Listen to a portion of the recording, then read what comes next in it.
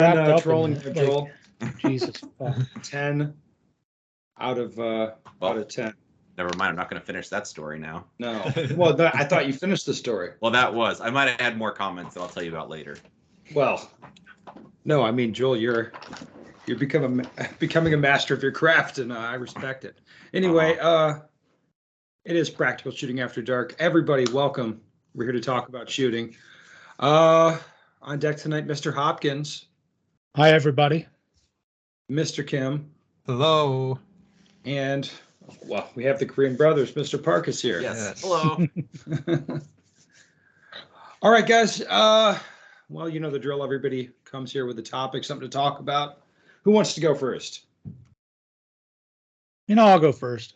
Oh, Matt, what do you got? So I kind of want to piggyback on the volunteer aspect of what I talked about in a previous podcast, and I'll just go down to the volunteer aspect of after the match is done shooting, and what's expected of people once the match is done shooting. So if you attend a match, the common thing is you shoot and then you tear down the stage before you leave, right? Mm-hmm. I mean, that's pretty normal about everywhere you go, right? Except for maybe some higher level matches that you travel for quite a bit. Well, let me put it this way, Matt.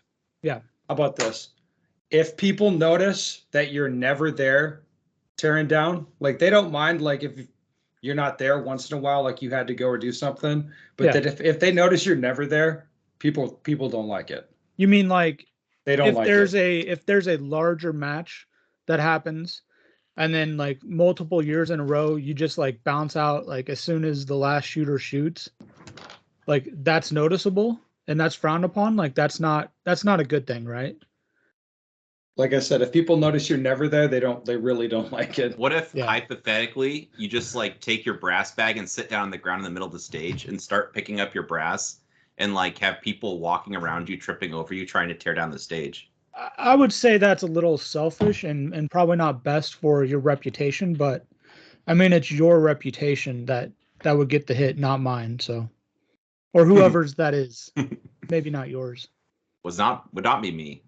Maybe it's something I've observed before. Sorry, go ahead. It's just something that I think people should expect to do. Like, even if you have like a 4 or 5 hour drive, like you're not the only one there with that kind of drive. So spend the 15 minutes, help your squad mates tear down. You'll make a really good impression on them. And then they'll remember it. They'll also remember if you don't do anything and make excuses and leave right after shooting, even though everybody else is staying there and tearing down. So that's my kind of like rant for the day, I guess. It's pretty good. I like it. Plus, not only that, like if everyone on the squad helps for, I don't throw out a number, 8 minutes, like you can tear down everything pretty quick. But if everyone bails and it's like one person left that also set up the match, it's not going to take them 8 minutes to tear everything down that it took them days to put up or a day or whatever. Yeah. So it's good. It's a volunteer sport, so get out there. It doesn't just mean like helping with reset, like volunteer and help tear down. It's a very simple thing. Well, how about instead of the BOC slogan, it's a volunteer sport. It's like there's certain things are considered courteous that aren't really voluntary necessarily. I guess, I could get there, I guess. One interesting comment I heard actually a couple of years ago when I was shooting a local match was this guy is pretty experienced and he shot at least a major match because I saw it at level 2. And then when I was watching him in the local match, he was keep cutting me off and he was maybe 5th in the shooting order. And he was keep not resetting, but just staying like, visualizing and walk through the stage, even though, his turn is far out. And I had a little conversation and he was like, yeah, but this is a local match, man. And I was telling him, this is a local match, but yeah, as the unspoken rule or the courtesy or culture of the USPSA, yes, major match is just making it official. Like if you are next shooter, you do the walkthrough. But if you are in the depot or something like that, you don't go into the walkthrough and bother the actual shooter who's going to be shooting soon. So those kind of things that in the major match, I really think ROs really remind shooters, hey, if you are on deck, you can do the walkthrough, but if you're not, help resetting, blah, blah, those kind of things. I think they're doing a good job. But I think a lot of people who actually shoots major match and go back to their club, a lot of people, of course, do that really well. But some shooters think it's a major match thing and not local match thing, or it's just for the major match. And I really want to say that's wrong. Yeah. You want to continue that at a local match too, with that good courtesy, help resetting, not disturbing the previous shooter who will be shooting, doing the walkthrough, and be on their way, things like that. Well, not even beyond that, but beyond the common courtesy stuff, it also gets you trained for the way you want to behave at matches. So, like, at a major match, the RO probably isn't going to let you just stand there for 15 minutes while your whole squad, like, makes ready and tries to go around you. So it's really good to prepare yourself for, just having one look and going back and visualizing or whatever. So, yep. But I would say the way some people behave at major matches, they probably get away with murder at their club. But anyway. It all comes back to culture, right? This is true. Well, speaking of that, this brings me to what I wanted to talk about. Oh, baby. So I'm going to run a scenario by you guys, and you can tell me what you think about it. Mm-hmm. So I had a guy that I know and I like and I trust. He pinged me on Messenger.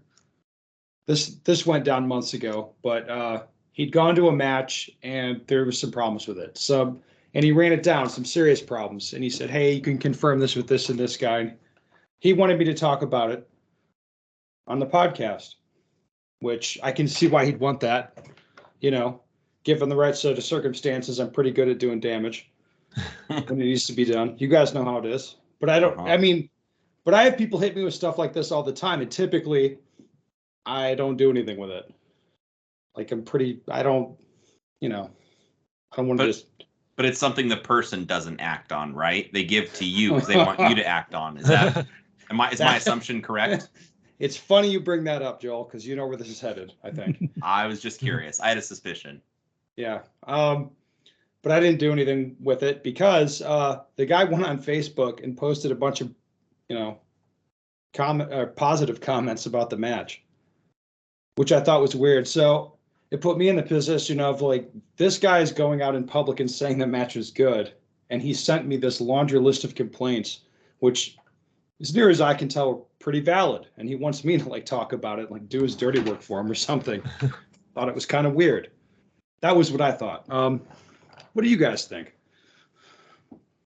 So I'm pretty sure I heard the feedback and saw videos that confirmed pretty much everything on there that I could tell of. So you mean you're talking about the negative feedback? The negative feedback, yeah. So are people afraid of putting negative feedback out there? Well, I think once you get put on the shit list, that would be the list that I'm definitely at the top of. Anybody on this podcast is probably. Yeah, I'm marked for death, whether you do anything wrong or not. Yeah, that doesn't matter. Well, I have a story to tell, whether it's you guys tell me if it's relevant or not. So I went to a match. It's been we'll say a year or two ago. It was by far the worst ran match I've ever been to. Worse than any club. It was not good. But I didn't really I wasn't going to take it out on the staff because they were still there. I wasn't going to post a bunch of stuff online. So I just chose not to post anything about it.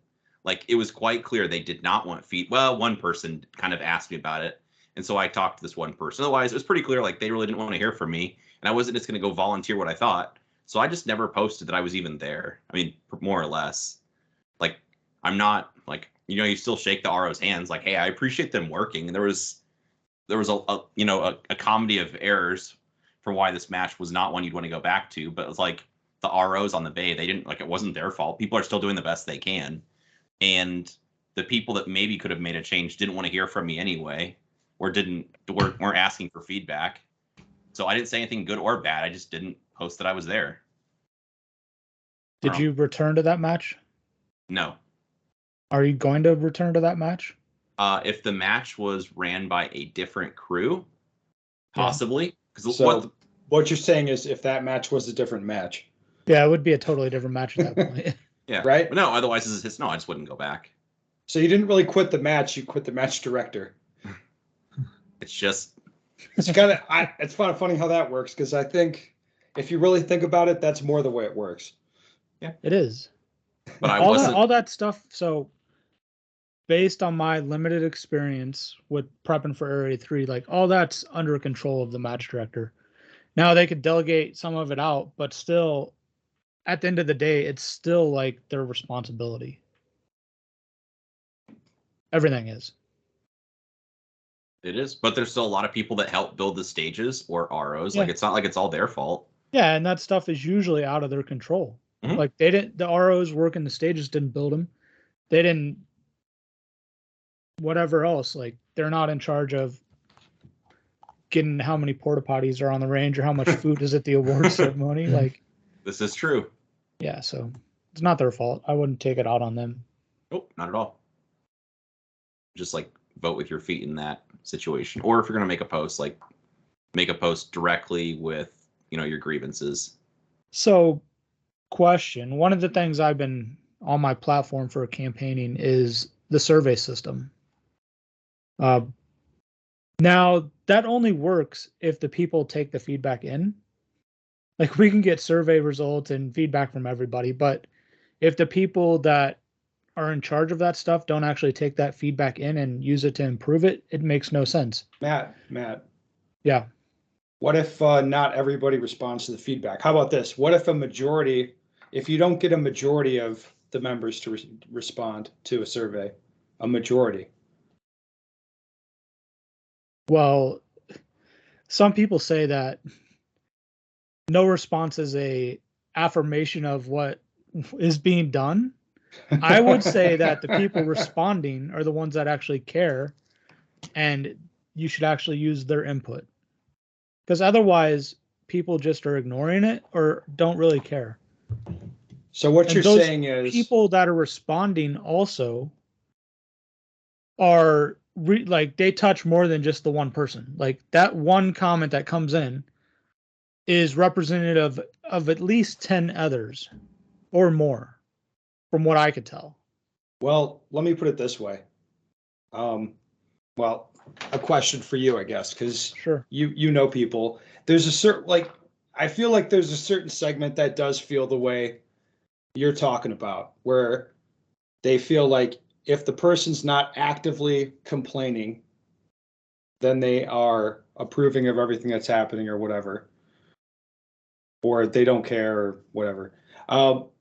What, like, from a survey perspective, what would it take to change their mind, in your opinion, Matt?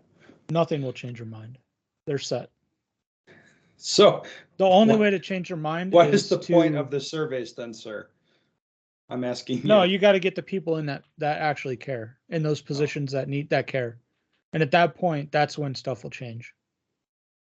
Okay. Yeah, no response is a response. Yeah, it is.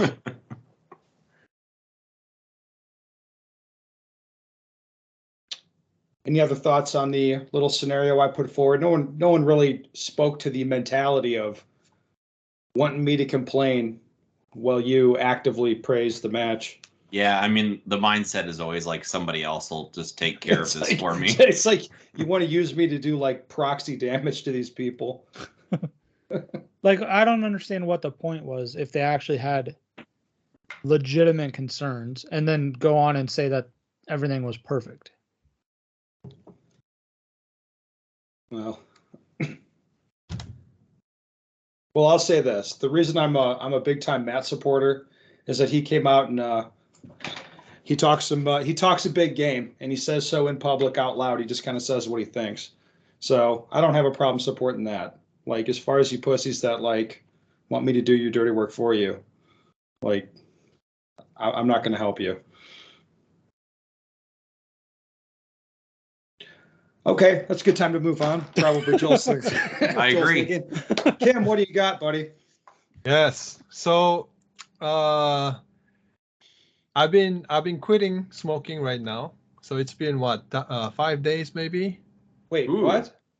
Yeah, I've been quitting smoking. When did you start smoking? Wait, quitting We're smoking talking about cigars? cigars, by the cigars. way. That's Oh. true. We Yeah. should- Wait, we should- you're like just because- we should perma-quitting? clarify.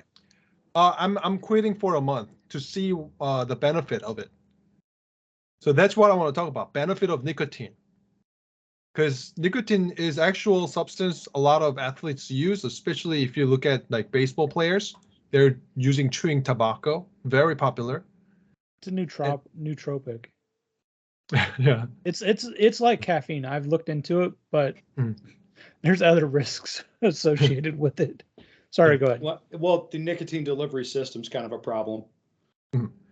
I just a little bit of background. I did smoke cigarettes 7 years, about 10 years ago, which I quit. So it's been 10 years since I didn't smoke cigarette at all. But I started smoking cigars back in 2018. Actually, funny story is I won a stage in Area 5, and there was a stage prize, which was a cigar. So I smoked it, and I'm like, oh, I don't have to inhale, so my lung capacity is good. So that's when I kind of casually smoked. But for 2 years, I smoked maybe like 1 or 2 a week. So it didn't really like being, I wasn't addicted to it at all. And especially when the pandemic started, there were some free time. So I was smoking more like 3 to 5 a day instead of baby. a week. Yes. And then I started realizing, especially like a couple months back, I started feeling like I think I'm addicted to nicotine. Pretty sure because I'm using every single day. So I wanted to see what's the difference between using it and not using it. So far, I can't really tell because I'm having withdrawal, and I can't say I'm off nicotine and I know what it feels like to not shoot without nicotine now. But I want to explain what I felt like when I was actually using it. So that's a good way to go. So from like 2020 is the first nationals I've actually smoked cigar at all the matches I shot. Every single match I shot, I remember I smoked cigar. Yeah, you got to like. I think you've got to tell people like what a big deal it is to your life that you're quitting smoking cigars. Like you really enjoy cigars. Well, Yes. it's a social aspect too. I mean, Kim has a lot of friends that he compares. I don't speak for you too much, but you have like different types. Like, oh, this was this type of cigar, and it's a social but thing. we're all friends. Like we've been Yeah. around you a lot. Like you really enjoy cigars. Like I do. on it. Like I don't think you're like addicted to the nicotine. There's like it's a whole thing. Like different cigars and trying cigars and all that. It's a whole deal for you. Yeah. Oh, but the condition is I'm gonna do no smoking for a month, right? So I'm gonna try to see. But the first thing is when I was using nicotine, the first benefit, yes, there's in a way an extra energy boost.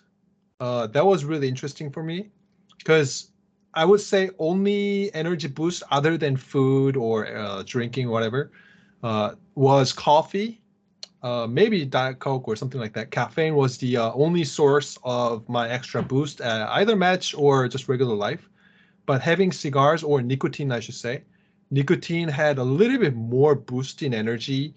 So to say, if I smoke in the morning, it helps me wake up faster. But the downside is if I smoke it at night, I have a hard time going to sleep quick.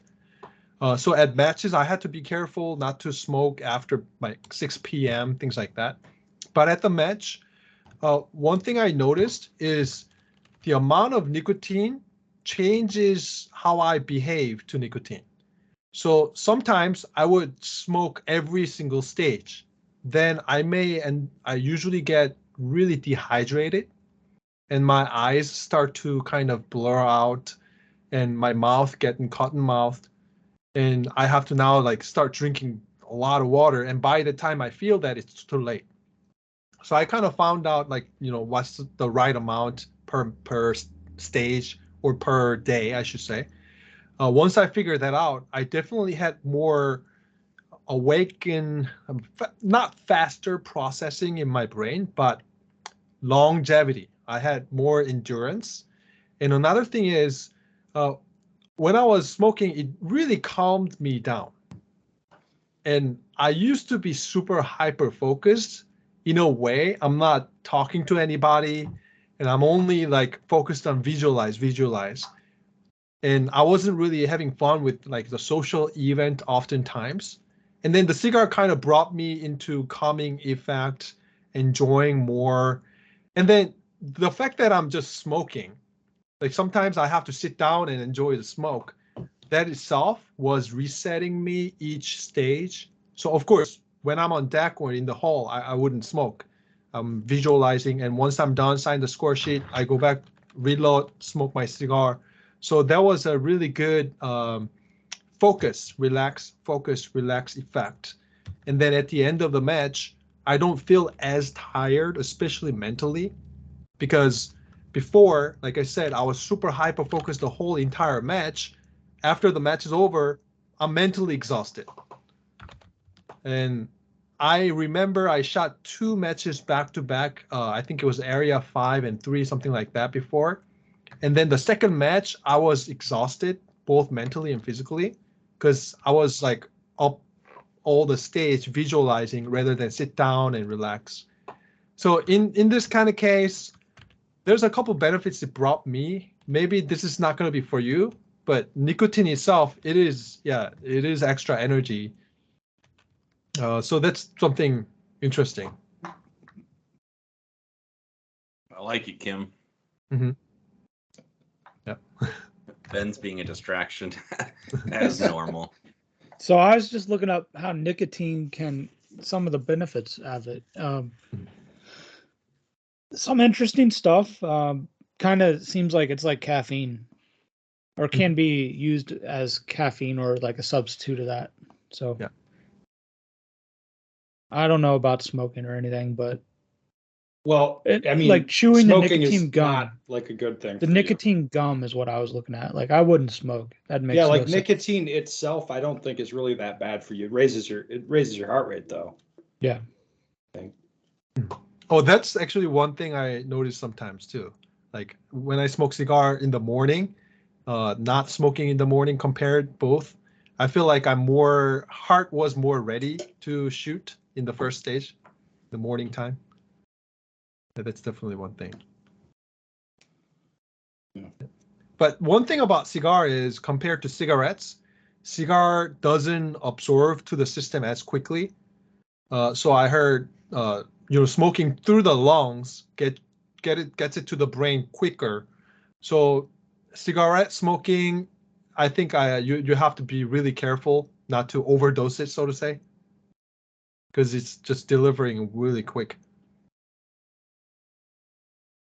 I mean, this vape website is saying nicotine improves reaction time. Like there seems like there could be some benefits to this.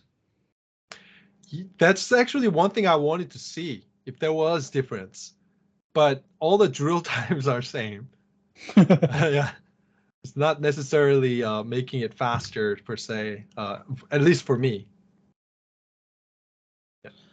So it's the same when you're on nicotine and off? Yeah, I'll be off for a month. You're gonna do all the same drills and see? I think it takes 2 weeks to get out of your bloodstream though, Kim. Yes. Maybe something, I don't know. Something like that. It takes some time. Mm-hmm. Yeah, I'm 5 days in not smoking, and the second day, third day was really bad. I was at the range, of course. My eyes were trying to like jump around the targets, but now today I went to the range. It was a lot calmer. So I feel like 2 weeks, I'll probably come back to complete normal. Mm-hmm. But I'm saving it for a big day. In a month, we'll be together for the summit. So Indeed. Yes, that's why I'm quitting for a month. I'm gonna pop one up at the summit. So, all right, it'll be full send. I have no doubt. You guys want to take a question? Yeah, let's do it. I think this was a banger of a show. I'm not gonna lie, especially that part where I was trolling Joel in the chat. Yeah, it was amazing. About his deepest, darkest secrets, Anyway, I'm wondering how important it is for the sights to track straight up and down in recoil. My sights normally track 30 degrees to the right during recoil. When I decrease my right hand grip pressure, the dot goes straight up, but my splits slow down and I dump rounds low left. I'm a carry optics master looking to make GM this year, and I want to know how much effort to dedicate to recoil control. And before we get going too much in the weeds, I'll just give you guys the stock answer that I give in class all the time when I get this question. I don't think it matters. Some guys have their dot track straight up and down. Some have it track upright for right-handed people. Some guys have that. It kind of depends. I don't think it really matters. I don't think it's a big deal as long as it's the same every time. When it's changing, that's the issue because that's indicating inconsistency with your grip. Your grip should be the same every time, in my opinion. Anyway, somebody else, take it away. I think, he mentioned the same thing. Go ahead, Kim. He mentioned his goals is making a GM, right? Yeah. So if he has a goal of just getting certain classification, just let the paper tell you if you're doing well or not. So basically what Ben said, if you're shooting good groups on the paper, yeah, go for it, go with it, because making a GM is more of, yeah, it's different than you try to be a national champion or getting a GM card. There's a big difference. If you want to be a national champion or top level shooter, top, I should say, then having super clean, super mechanically sound shooting is good. In that manner, when the things are happening pretty perfectly, oftentimes you'll see the dot going straight up and down and coming back to the same spot every single time. If the dot is going to a one direction, either left or right, there's a couple things you want to think about. Is this how your arms or the hand, so meaning the grip or recoil management, is that the issue? Or if the gun is bouncing off your eye line, so basically during recoil, there can be bending things around in your hand, right? For example, if it's going to the right side wrist may be bending more, or the elbow, or left hand grip may be slipping around. So you can take a look at grip part, joints part, things like that, and then see if there is an issue. Or fundamentally, when the gun is moving around in recoil in front of your eye line, especially with the red dot, like let's draw a line from your dominant eye to the target, that straight eye line, right? Depend on how the gun moves on that center line, the dot behavior also looks different. So sometimes I actually see this when the stance is really poor, their head is getting kicked back and forth, and sometimes a little bit left and right as well. Then the dot movement may be straight up and down with respect to the gun, but respect to your eye line, it may be not straight again. So you have to think both mechanical side and the eye line of it. But most of the time, if you're right-handed, the reason why the gun flips to the right is because your right side, the firing hand wrist, is flopping a lot more than the left. That's the most common issues I've seen. Don't get me wrong. If you are just beginner shooter, maybe D class or don't even compete, it's not going to be that reason. It's usually grip reason. But if you are already practicing like C class above, it's most likely one side wrist bending a lot more, because a lot of people think firing hand has to be relaxed, and they end up relaxing the wrist as well, which both wrists should be locked balancedly. But they forget to, they relax the firing hand, relax the wrist, but the support side, they crush the grip and then lock really hard on the wrist. Then the right side wrist flops a lot, and yeah, the recoil leaks to that direction a lot. That's the most common issue I see. Yeah, so the solution, I made a video on BSCG, of course. You have to learn how to lock the wrist without tensing up the firing hand. The wrists are actually locked by forearm muscles, not the finger muscles or palm muscles. So you need to stay those palm and the finger muscles on the firing hand side so you can pull the trigger fast, but you have to keep that forearm working to keep the wrists locked. I like it. Kim, you never disappoint. That's why we call you the Yeah, I don't professor. think we can add much to that. I can add absolutely nothing. You could throw in a joke, Hopkins. Jesus. We don't need any more of your jokes, Ben. Hopkins jokes, not my jokes. I don't have Okay. any on that. It was good. I wanna go one more. It's just a There's short another one. exercise I use for wrist and hand strength. Those bands, you know how you like expand your hand out, like Yeah. do that so you work the opposite muscles. I like those. That's healthy for you. Yeah. Kim, did you have one more? They're chatting. So the second most common, maybe it's not the second most, maybe third most common, is a lot of people have one side shoulder higher because support hand grip is often higher than the firing hand side. So a lot of people say, hey, support hand super high on the gun.